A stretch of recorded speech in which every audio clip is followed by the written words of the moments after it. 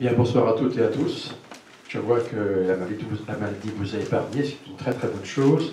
Aujourd'hui, nous allons parler de la crucifixion. Alors, vous reportez à votre programme, vous avez effectivement ce titre. Mais avant toute chose, j'aimerais qu'on revienne sur quelques images que nous avons vues la dernière fois, et notamment sur quelques thèmes que nous avons examinés ensemble. Alors, on m'a posé une question, mais avant tout, j'aimerais revenir sur une question qui m'a été posée, à savoir, vous n'avez pas expliqué ce que signifie prier les mains levées à un autel. Alors, on a vu le symbolisme, certaines formes de symbolique dans le temple ancien, dans le temple de Salomon. Que veut dire et que signifie le fait que celui qui offre le sacrifice prie les mains élevées, etc. Alors, le fait de lever ses mains, lever la paume, présenter la paume de ses mains, donc vous savez que la paume a une signification particulière maintenant.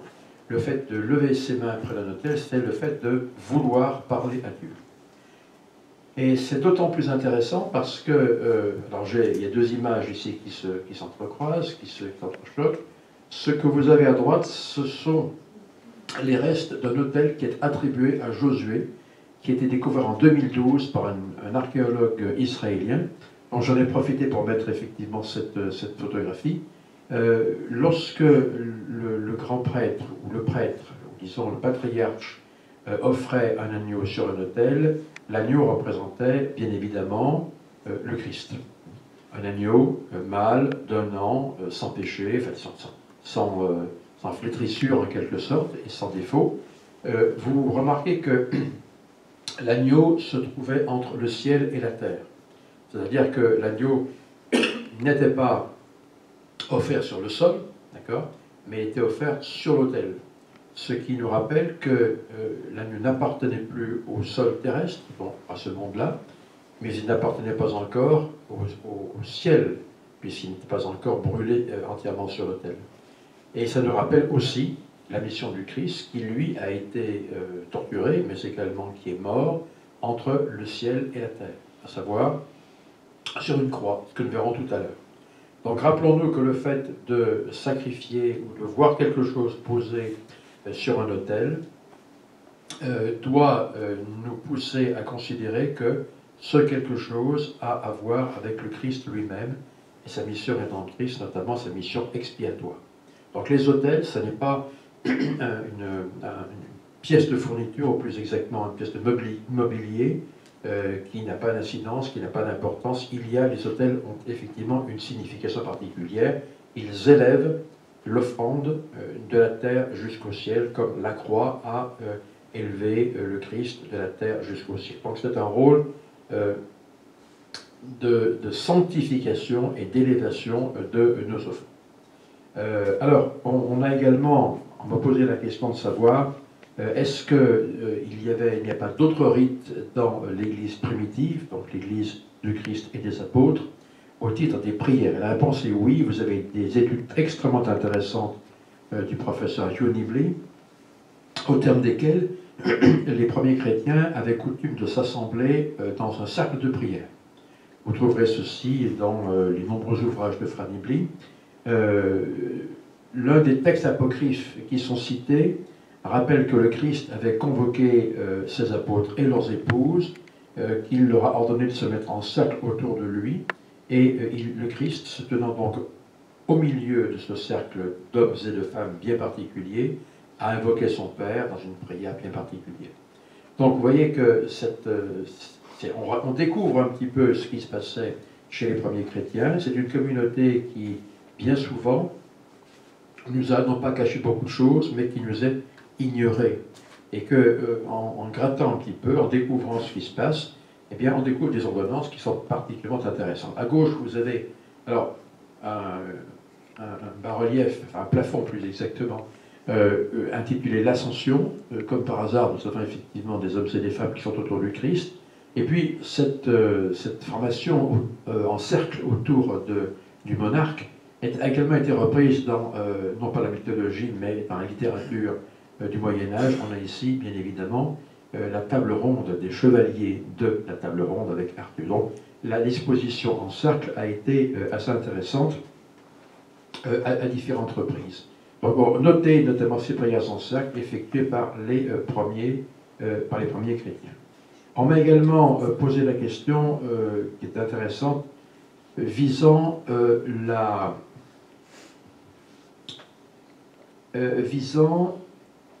les 10 vierges. Et la question qui m'a été posée était la suivante.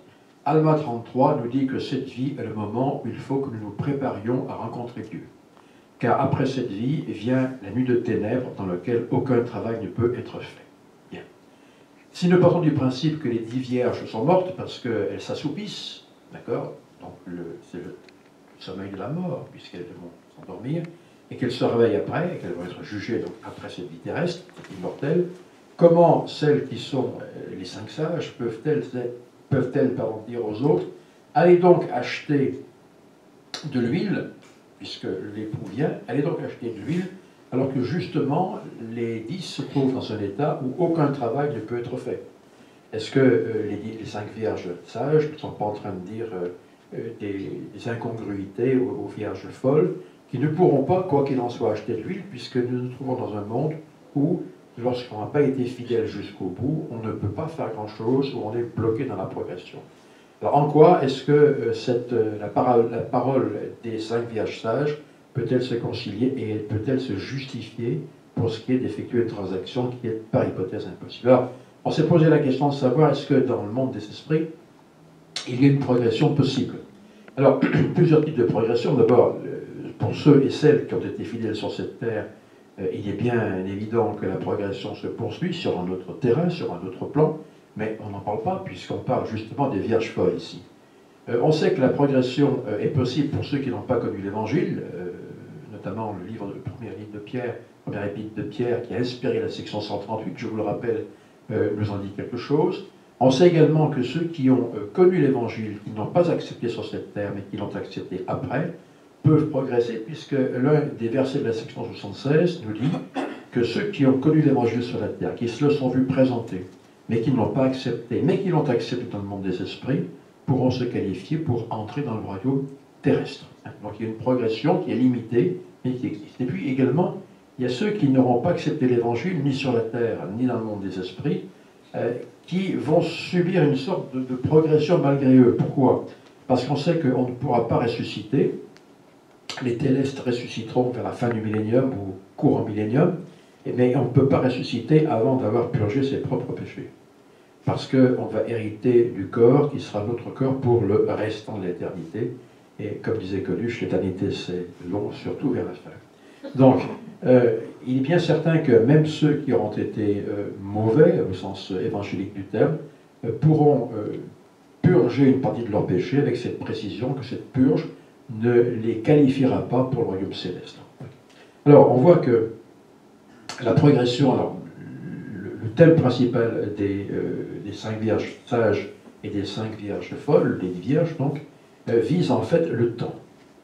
Et j'ai mis au tableau, enfin j'ai mis sur cette diapositive une phrase qui m'intéresse beaucoup, une progression dans un temps donné pour hériter du royaume céleste, puisque la porte se referme à une certaine heure. Les 5 vierges folles vont revenir avec de l'huile, parce qu'elles ont acheté ceci au marchand, mais il sera trop tard. Donc il faut faire les bonnes raisons, les bonnes choses, acheter de l'huile, mais sur un bon timing, lorsqu'on est encore en position de le faire, et cette vie mortelle est la position qu'elle la nôtre pour se faire. Alma 33, car après cette vie vient la nuit de ténèbres dans laquelle personne ne peut travailler. Alors comment interpréter le conseil des 5 vierges sages? Aller chez les marchands en acheter, puisqu'elles savent que ça ne va pas être possible, ou du moins qu'elles reviendront trop tard, que les folles viendront trop tard. Ça nous place devant nos responsabilités parce que bien souvent nous entamons des cursus spirituels, des phases de progression spirituelle trop tard. Trop tard. Par exemple, les ordonnances du temple doivent être faites sur la terre pour ceux et celles qui en ont véritablement l'occasion. Donc le fait de remettre à plus tard les ordonnances du temple, pour ne parler d'elles, est quelque chose d'extrêmement dangereux. Également, les vierges sages nous disent, nous ne pouvons pas partager notre huile car il nous en manquerait. Alors on peut dire quel égoïsme quand même, mais quel égoïsme. de ces gens qui ont assez d'huile pour elles-mêmes et qui ne veulent pas en partager l'huile avec autrui. Alors, je me suis posé la question de savoir qu'est-ce qui peut ne pas être partagé. Je peux partager mon témoignage avec n'importe qui, et on sait que quand on partage notre témoignage, en fait, on ne le perd pas, mais s'il grandit. On ne parle pas de témoignage ici. Si je partage mes biens avec autrui, ben, j'en aurai moins, donc ça peut signifier les biens matériels, l'argent. Mais ici, on est mort. Donc, on est dans un royaume, en quelque sorte, où les richesses matérielles n'ont absolument plus cours. Alors, est-ce qu'il y a quelque chose que l'on peut partager et que l'on ne peut pas reconstituer? Eh bien, je me suis rendu compte que la seule chose qu'il était possible de partager et de ne pas, je vais dire, de ne pas recouvrer, c'était le temps. C'était le temps. Si, par exemple, on me demande d'investir tout mon temps pour aider quelqu'un, je vais le faire. Jusqu'à ce que cette personne soit indépendante spirituellement, intellectuellement, psychologiquement, etc. Mais si la personne ne fait aucun effort pour être indépendante elle-même, avec mes conseils, par exemple, je perds mon temps. Ce temps va m'être extrêmement important pour mon propre salut. Donc il y a un moment où nous ne pourrons pas partager indéfiniment notre temps, même dans le monde des esprits, avec ceux qui n'auront pas voulu faire un effort par eux-mêmes. Rappelez-vous, les vierges sages, les vierges folles, pardon, étaient des gens qui avaient toutes leurs chances, qui étaient sur le même pied d'égalité que leurs collègues, ou leurs consoeurs plus exactement, sages, mais ils n'ont pas pris le temps de faire les choses qui convenaient au bon moment. Donc, je crois encore une fois que il est question de temps, de faire les choses qui s'imposent au bon moment. On pourrait également se poser la question, mais mon père était évêque pendant 25 ans, et moi je suis son fils, sa fille, est-ce que ces mérites ne peuvent pas déteindre sur moi? Est-ce que je ne peux pas monter dans la barque? La réponse est non. Le salut est une histoire personnelle. Donc encore une fois, il y a des choses qui ne vont pas se partager et qu'il faut faire maintenant, et des choses que nous ne pourrons pas faire plus tard, ou que nous pourrons faire à une toute petite échelle, et avec un temps infiniment plus important que prévu, alors que nous n'aurons pas le temps de tout faire. Les portes se sont enfermées. C'est intéressant, parce que dans la parabole, on ne dit pas que le Christ les rejette. On dit que quand ils reviennent, les portes du lieu où a eu lieu le festin des noces sont fermées. Il frappe à la porte, il dit « Je ne vous connais pas ». Donc, ce n'est pas le fait de n'avoir pas fait certaines choses qu'il leur est reproché. C'est le fait de n'avoir pas fait certaines choses au bon moment. Donc, rappelez-vous ce vieux film « L'homme à la recherche du bonheur », où l'on disait Dieu nous a donné deux choses. La première, c'est le libre arbitre de faire ce que l'on veut, et ce que l'on peut. La deuxième, c'est le temps. La parabole des 10 vierges est avant tout la grande histoire du temps. Et du temps bien équilibré et bien utilisé. Donc voilà ce qu'on pouvait répondre à ce propos. Mais il est bien certain que cette parabole des 10 vierges est une parabole extrêmement riche que l'on pourra revoir par la suite si, en tout cas, nous avons le temps de le faire. Nous allons maintenant passer au thème d'aujourd'hui qui est relatif donc, à l'expiation de Jésus-Christ, mais également à la crucifixion, pour nous parler donc. Alors, pourquoi les Juifs n'ont-ils pas accepté Jésus-Christ, Jésus de Nazareth, comme étant le Fils de Dieu? Et dans la révélation moderne, on nous dit que les Juifs ont porté le regard au-delà du point marqué.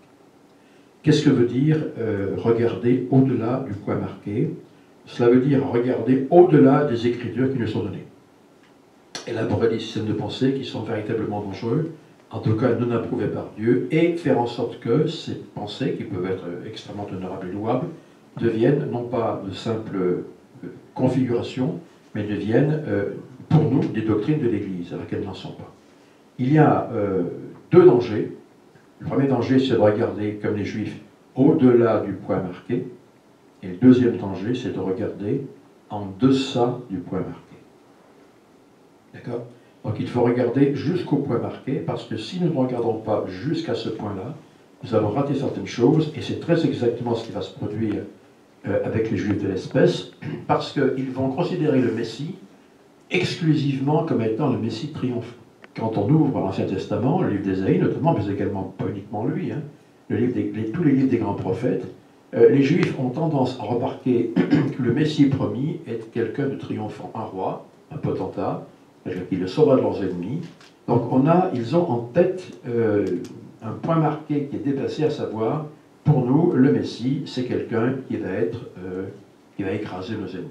Et c'est exclusivement ce qu'ils vont penser. Alors on a quelques illustrations ici.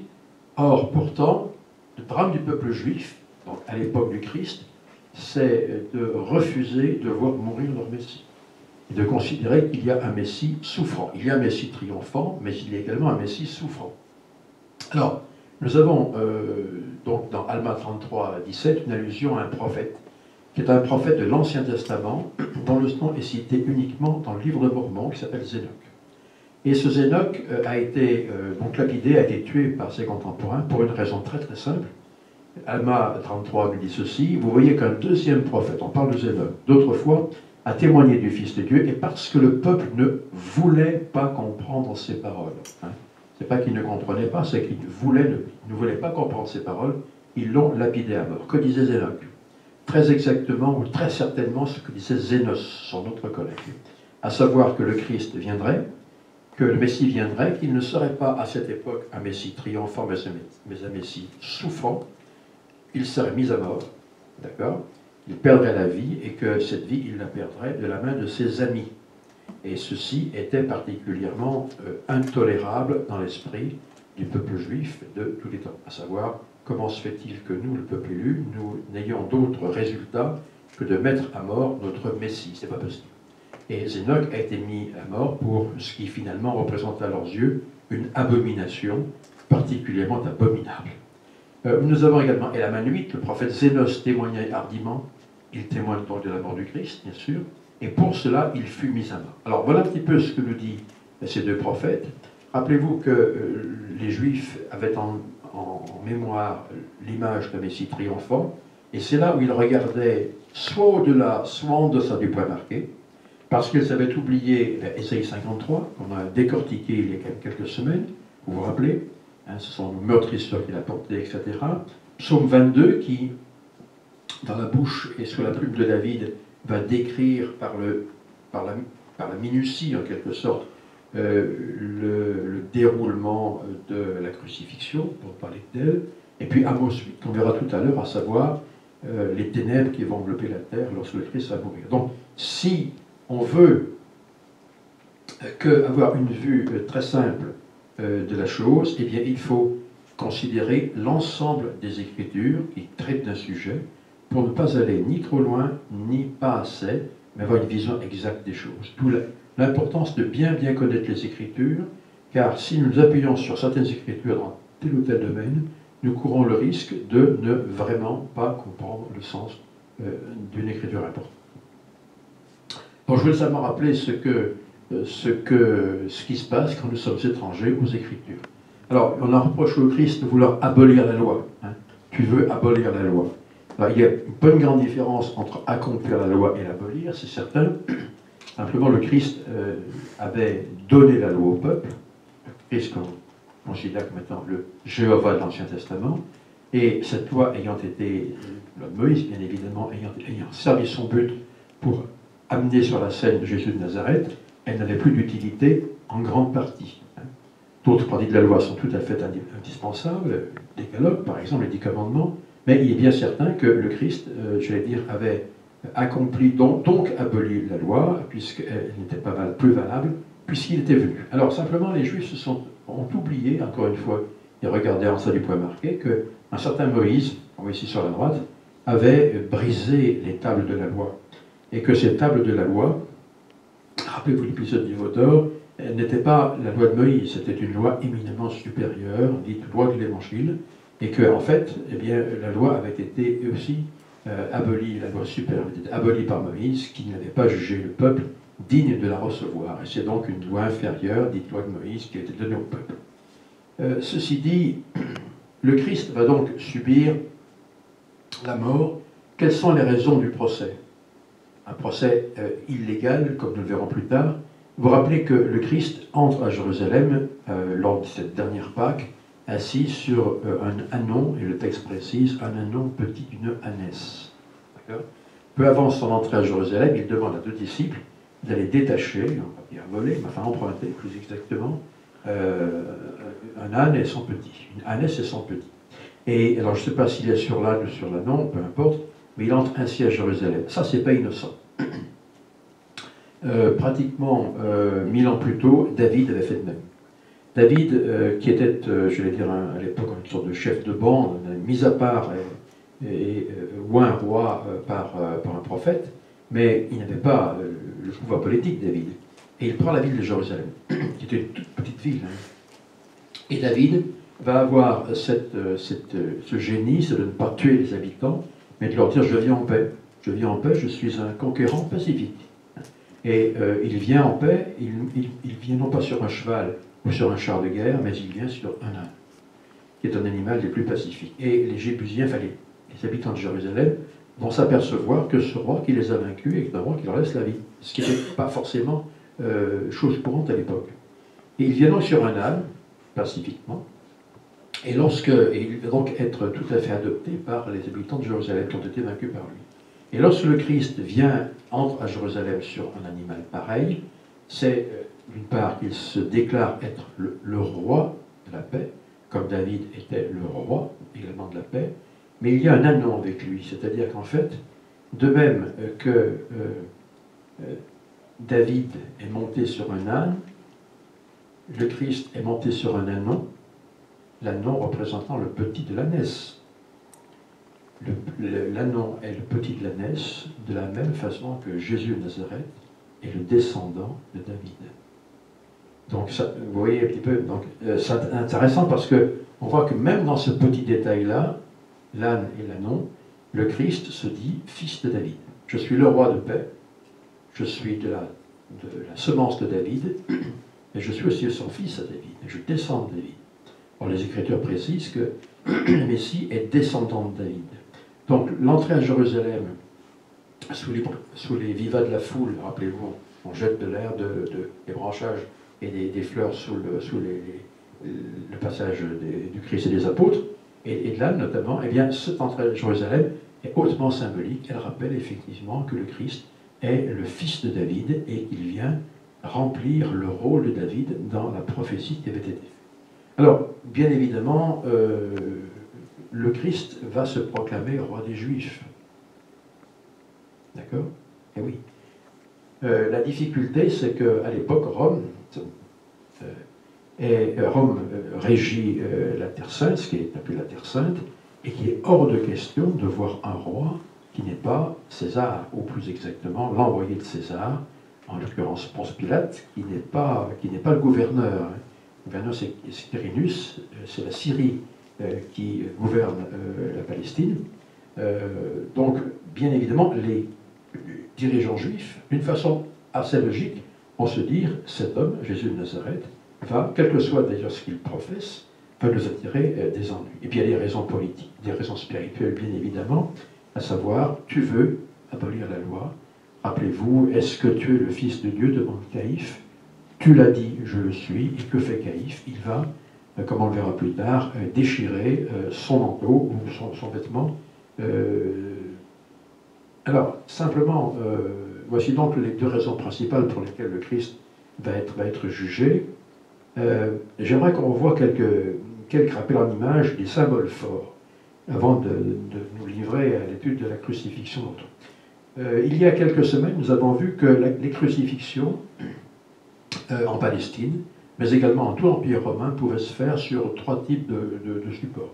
Soit à gauche une croix en forme de tau, enfin en forme de T, très exactement, soit alors une forme, on hissait le patibulum, qui est en fait la partie latérale, la partie horizontale, sur un grand bâton, sur un grand bois qui était fidèlement et fortement fiché au sol, soit alors, parce qu'on n'avait pas de bois, eh bien on fixait le patibulum, qui était donc la partie du bois que le condamné à mort portait sur les épaules, à un arbre.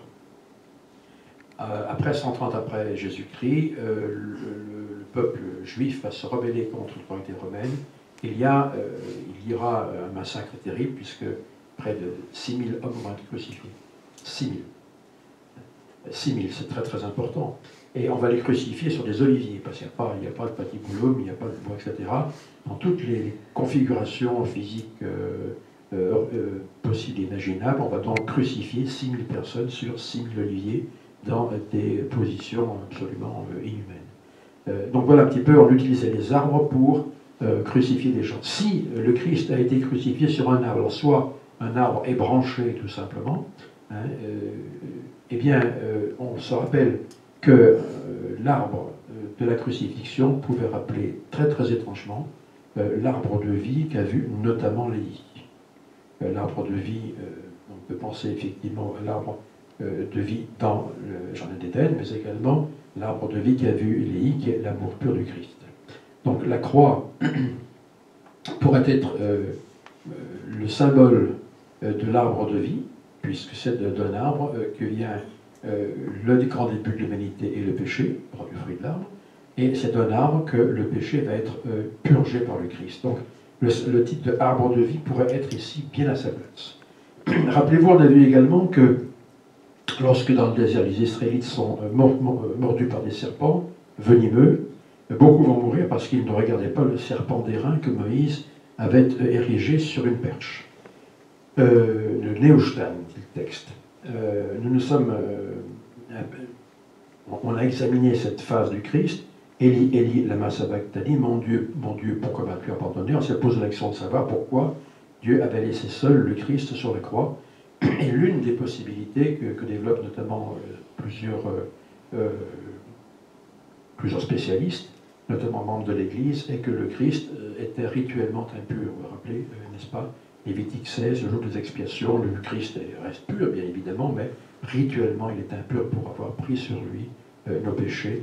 Voilà. Alors, je vous ai mis une photo un petit peu plus moderne pour montrer qu'on peut être un très très bon ouvrier, bien remplir son rôle, mais dans les mains sales du bon travail qu'on a fait. On se rappelle également que le Christ était devenu le Père et le Fils. Alors,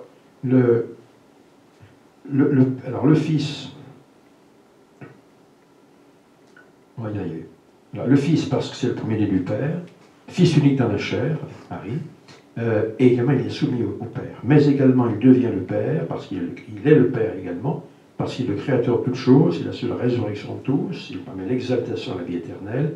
Le Père va lui déléguer l'autorité, qui est la sienne, il va hériter de tous les attributs du Père, il va se confondre avec le Père en but, pas en personne, mais en but. Et le moment crucial où, à mon avis, ça n'est que mon avis, le Christ devient vraiment le Père, c'est sur la croix, lorsque le Père lui laisse prendre la place qu'il n'a encore jamais eue, à savoir celle du Père, en l'élevant de la terre, puisque le Christ devenait le Père, et personne ne pouvait donc l'aider à une meilleure situation. Donc le fait que le Christ ait dit ces paroles, à mon sens, marque le moment où il prend véritablement sa dimension de Père spirituel.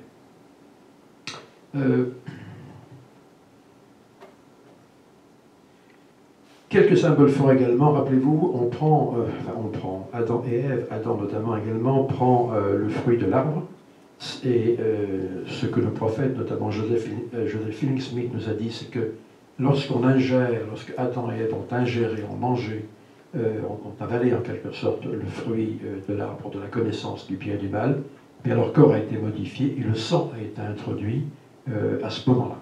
Auparavant, leur veine ne contenait autre chose que du sang. Par contre, parallélisme des formes, c'est sur un bois, rappelez-vous l'arbre d'Éden ou l'arbre de la croix, c'est sur un bois que le Christ doit effectuer le symbolisme contraire, inverse plus exactement, à savoir donner son sang. On reçoit le sang d'Éden et on le donne à la croix. Lorsque Victor Hugo parlait, dans la légende des siècles, notamment de Jésus-Christ sur la croix, il le qualifiait de Adam terrible, l'Adam terrible, pour ceux qui connaissent Victor Hugo. Donc on voit que le Christ défait les liens de la mort. Intéressant parce que l'apôtre Paul nous dit que le Christ défait les liens de la mort. Quand vous avez fait un nœud, vous avez le choix, soit tout simplement de le couper avec un ciseau, vous détruisez le nœud. On ne dit pas que le Christ a détruit la mort, on dit qu'il a défait ses liens. Quand vous défaites un nœud, vous effectuez l'opération inverse de la ligature. Là, vous allez passer par toutes les phases la ligature ou de la déligature. Vous allez reprendre toutes les phases du cérémoniel, en quelque sorte, pour lequel vous avez fait ce nœud, et vous allez le défaire, sans le couper, sans l'abîmer. Là, le Christ avait la mission de défaire dans le moindre détail tout ce qui avait été mal fait. Enfin, rappelez-vous, toujours dans les prémices de la crucifixion, enfin de la passion, qu'à un moment certain, le Christ se penche sur les pieds de ses apôtres et il va se faire un devoir de leur laver les pieds. L'apôtre Pierre qui est là ne comprend pas, il dit « Mais Seigneur, qu'est-ce que tu fais? Toi, tu ne peux pas faire ça. » Et le Christ lui dit « Si je ne fais pas ceci, tu ne peux entrer dans mon royaume. » Et Pierre comprend alors que le Christ est en train d'exécuter l'ordonnance de la Sainte Prêtrise. Et il a cette réflexion un peu naïve, mais très compréhensible. Alors, non pas les pieds, mais toute la tête. Il voulait être lavé partout, n'est-ce pas? Et le Christ dit non, et il convient d'accomplir uniquement ce qui est accomplissable. Il y a plein de détails que montre ce dessin, cette aquarelle. C'est que le texte nous dit que le Christ se ceignit d'un linge. Vous vous rappelez? Avant de se mettre en mesure de laver les pieds de ses apôtres, il se ceignit d'un linge avant de leur laver les pieds. Rappelez-vous ce qu'on a dit sur le symbolisme de cette pièce qui le sein les reins, dont on se ceint les reins, n'est-ce pas? Et qu'on retrouve depuis Adam et Ève en Éden jusqu'à aujourd'hui, cette pièce de vêtement, à savoir le tablier, on met son tablier pour ne pas se salir, pour ne pas s'éclabousser, qui est le symbole de l'œuvre chrétienne. Lorsque quelqu'un met son tablier, c'est pas uniquement pour faire la vaisselle, et pour ne pas se salir, mais c'est parce qu'il veut montrer qu'il est prêt à servir et qu'il est prêt à ne pas se blesser dans ce qu'il va faire, mais également il est prêt à le faire bien. Tablier implique volonté de servir d'une façon chrétienne, comme le Christ va servir d'une façon chrétienne, bien sûr, puisque c'est lui, ses propres apôtres. Regardez bien les détails. Une ordonnance qui appartient à une très haute ordonnance à la prêtrise, lavement des pieds, des apôtres, avec une attitude particulière, l'attitude du service, et également des vêtements particuliers, dont cette pièce de vêtements qui doit effectivement nous faire réfléchir à notre engagement. Alors, on a vu très rapidement quelques images, ce que j'appellerais les points forts de la pré-crucifixion, la flagellation. La flagellation, ici nous sommes à Jérusalem, dans l'église, ou aux abords de l'église qu'on appelle l'église de la condamnation et ou de la flagellation. C'est là où que le Christ aurait été flagellé. Nous sommes à l'intérieur de cette église. Alors aujourd'hui, on a construit bien évidemment une église par-dessus, mais auparavant, il s'agissait d'une cour qui était dégagée. Et lorsque ceux qui iront au mois d'octobre le verront, on voit sur les pavés de cet espace qui, encore une fois, à l'époque était dégagé, des jeux gravés par les Romains, d'une sorte de morpion, n'est-ce pas? Où lorsqu'on jugeait, condamnait, mais également fouettait et flagellait les condamnés, pas uniquement le Christ, eh bien les Romains, les soldats romains, jouaient à la marelle ou au morpion dans cette cour. Donc on a ici un morceau de vie qui est assez intéressant. On voit comment les choses se passaient à l'époque. La flagellation, l'image est tirée du film La Passion de Mel Gibson. Jim Caviezel était le personnage principal. La flagellation était de nature à littéralement à moitié tuer le futur condamné.